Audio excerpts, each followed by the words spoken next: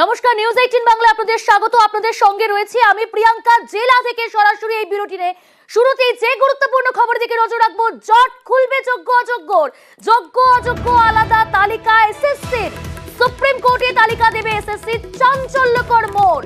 নিয়োগ দুর্নীতি মামলায় যোগ্য অযোগ্য বিভাজন সম্ভব, দাবি এসএসসির। এই মুহূর্তের অত্যন্ত গুরুত্বপূর্ণ খবর, সুপ্রিম কোর্টে তালিকা দেবে এসএসসি। এসএসসির চেয়ারম্যান সিদ্ধার্থ মজুমদার জানিয়েছেন, তাহলে কি জট খুলতে চলেছে যোগ্য অযোগ্যর? যোগ্য অযোগ্য আলাদা তালিকা দেবে এসএসসি। আগে এই অযোগ্যদের তালিকা দেওয়া হয়েছে, এবার যোগ্যদের তালিকা দিতে চলেছে এসএসসি, এমনটাই জানিয়েছেন এসএসসির চেয়ারম্যান সিদ্ধার্থ মজুমদার। সরাসরি রয়েছে, আরো বিস্তারিত জানবো। আমাদের সঙ্গে রয়েছে সোমরাজ। সোমরাজ, তাহলে কি যোগ্য অযোগ্যদের শেষ পর্যন্ত সমাধান হতে চলেছে?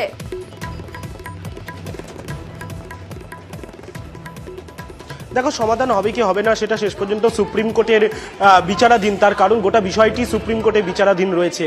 কিন্তু এসএসসি চেয়ারম্যানের আজকের বক্তব্য থেকে এটা স্পষ্ট যে রাজ্য চাইছে যারা যোগ্য চাকরি প্রার্থী, যারা দীর্ঘদিন ধরে স্কুলে শিক্ষকতা করিয়েছেন, তারা যাতে চাকরিতে থাকেন। এবং সেই কারণেই আজকে এসএসসি চেয়ারম্যান সিদ্ধার্থ মজুমদার বলছেন যে যোগ্য অযোগ্য বিভাজন করা সম্ভব এই তালিকা থেকে। যে বিষয়টা নিয়ে বারবারই প্রশ্ন উঠতে শুরু করেছিল, এসএসসির অন্দরে প্রশ্ন তুলছিল বিরোধী রাজনৈতিক দলগুলি যে কেন যোগ্য ও অযোগ্য চাকরি প্রার্থীদের বিভাজন করা যাচ্ছে না। আর সেই জায়গায় দাঁড়িয়ে এসএসসি চেয়ারম্যান আজকে স্পষ্টতই বলছেন যে যোগ্য এবং অযোগ্যদের বিভাজন করা সম্ভব। এবং সেই জায়গার দিক থেকে সুপ্রিম কোর্টে তারা যারা যোগ্য চাকরি প্রার্থী তাদের তালিকা তুলে ধরবে। এবং শুধুমাত্র তাই নয়, যাদের বিরুদ্ধে কোনো অভিযোগ নেই সেই তালিকাও তুলে ধরবে স্কুল সার্ভিস কমিশন সুপ্রিম কোর্টের সামনে।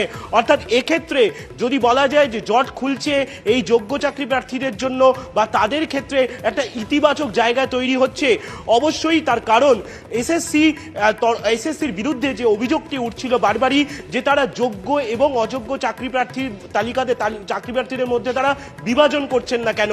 আর সেই জায়গায় দিক থেকে আজকে এসএসসির তরফে একটা অবস্থান স্পষ্ট করে দেওয়া হলো যে তারা সুপ্রিম কোর্টে যোগ্য চাকরি প্রার্থীদের তালিকা, অর্থাৎ যাদের বিরুদ্ধে এখনো পর্যন্ত কোনো অভিযোগ আসেনি, তাদের তালিকা পরিসংখ্যান দিয়ে সুপ্রিম কোর্টের সামনে রাখবে।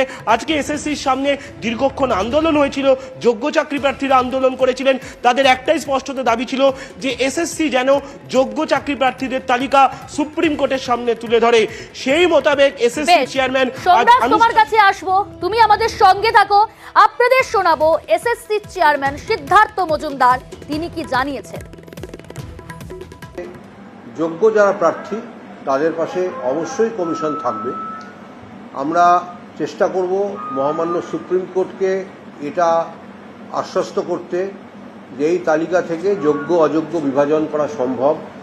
আমরা যেমন অযোগ্যদের একটা তালিকা দিয়েছিলাম, তেমনি ওই বিতর্কিতদের তালিকা আমরা অনারেবল সুপ্রিম কোর্টের কাছেও তুলে ধরব।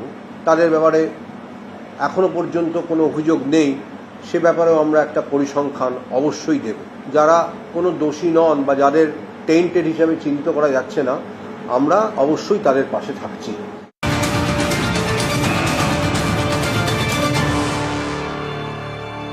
যে গুরুত্বপূর্ণ খবর দিকে আমরা নজর রেখেছি যে এবার তাহলে জট কি খুলতে চলেছে, কিভাবে দেখছেন চাকরিহারা? সরাসরি রয়েছে অনুপ। চাকরিহারারা তারা কি বলছেন? এসএসসি চেয়ারম্যান সিদ্ধার্থ মজুমদার তিনি জানিয়েছেন সুপ্রিম কোর্টে যোগ্যদের তালিকা জমা দিতে চলেছেন তারা।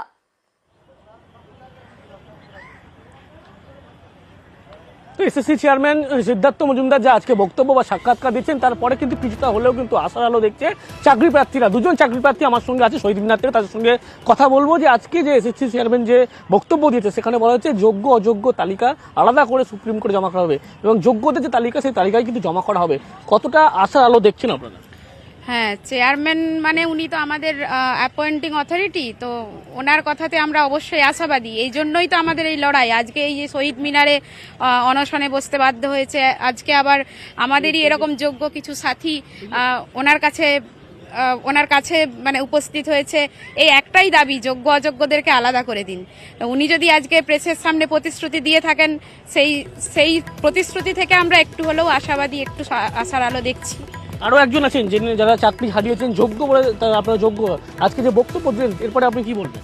দেখুন, ওনার কথায় আমরা একেবারেই আশাবাদী নই, কারণ ওনার জন্যই এই সমস্যা তৈরি হয়েছে। উনি যদি এর আগে এই যোগ্য এবং অযোগ্যদের এখন তো যোগ্য তালিকা পাঠানো হচ্ছে। উনি বলবেন, এর আগেও ওনাকে বারবার চাওয়া হয়েছিল, কিন্তু যোগ্যদের উনি অযোগ্যদের আড়াল করার জন্য ওনারা কিন্তু তথ্য দেননি। ওনারা যদি দিত তাহলে আজকে 22 তারিখের পর থেকে এত যোগ্য শিক্ষক শিক্ষিকা শিক্ষাকর্মী সবাই আজকে এই রোদে বসে থাকতো না। এবং আজকে উনি জানেন যে আমরা ওনার অফিস ঘেরাও করে রেখেছিলাম এবং উনি তার জন্য বাধ্য হয়েছে, এবং উনি যতক্ষণ না দিচ্ছে ততক্ষণ আমাদের ওনার প্রতি ভরসা নেই। তাও আমরা বলবো, উনি যেহেতু আমাদের অথরিটি, যে ওনাকে ওনার শুভবুদ্ধির উদয় হোক এবং উনি যত তাড়াতাড়ি পারবেন এই তথ্য শুধুমাত্র কোর্টে নয় ওনার ওয়েবসাইটেও আপলোড করুক, যাতে শুধু সমাজের যে অবক্ষয়টা উনি তৈরি করে দিয়েছেন। আসলে দেখছেন তো? হ্যাঁ, অবশ্যই একটু হলেও তো দেখছি, কারণ উনি তো যখন বলছেন প্রেস কনফারেন্স করে, তখন আমরা আশা রাখছি যে উনি এই তথ্য দেবেন, এবং শুধু দেবেন নয়, সমাজের বুকেও এই তথ্য ছড়িয়ে দিতে হবে যে আমরা যোগ্য হয়েও কেন কিছু চোরের জন্য আজকে আমরাও চোর দোষী সাব্যস্ত হব। একেবারে সিদ্ধার্থ মজুমদারের আজকে যে বক্তব্য এসএসসি চেয়ারম্যান, তারপরে কিন্তু কিছুটা হলেও তারা আশার আলো দেখছে, এমনটাই কিন্তু স্পষ্ট করছে। প্রিয়াঙ্কা, একেবারেই অনুপ, তুমি সঙ্গে থাকো আপনাদের জানাবো যে এই মুহূর্তে যে বিগ ব্রেকিং নিউজের দিকে আমরা নজর রেখেছি। অবশেষে কি জট খুলতে চলেছে যোগ্য অযোগ্যদের?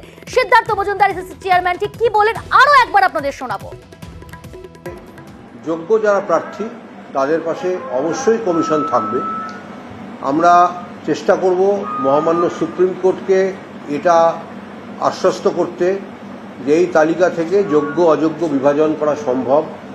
আমরা যেমন অযোগ্যদের একটা তালিকা দিয়েছিলাম, তেমনি ওই বিতর্কিতদের তালিকা আমরা অনারেবল সুপ্রিম কোর্টের কাছেও তুলে ধরব। তাদের ব্যাপারে এখনো পর্যন্ত কোনো অভিযোগ নেই, সে ব্যাপারেও আমরা একটা পরিসংখ্যান অবশ্যই দেব। যারা কোনো দোষী নন বা যাদের টেন্টেড হিসাবে চিহ্নিত করা যাচ্ছে না, আমরা অবশ্যই তাদের পাশে থাকছি। আরো একটু বিস্তারিত জানবো, আমাদের সঙ্গে সরাসরি রয়েছে সোমরাজ, আর এক প্রতিনিধি। সোমরাজ, তোমার কাছে প্রথমে যে প্রশ্ন রেখেছিলাম, এবার যে প্রশ্নটা রাখবো, শুধুমাত্র কি এই তথ্যের জন্যই চাকরি গিয়েছিল?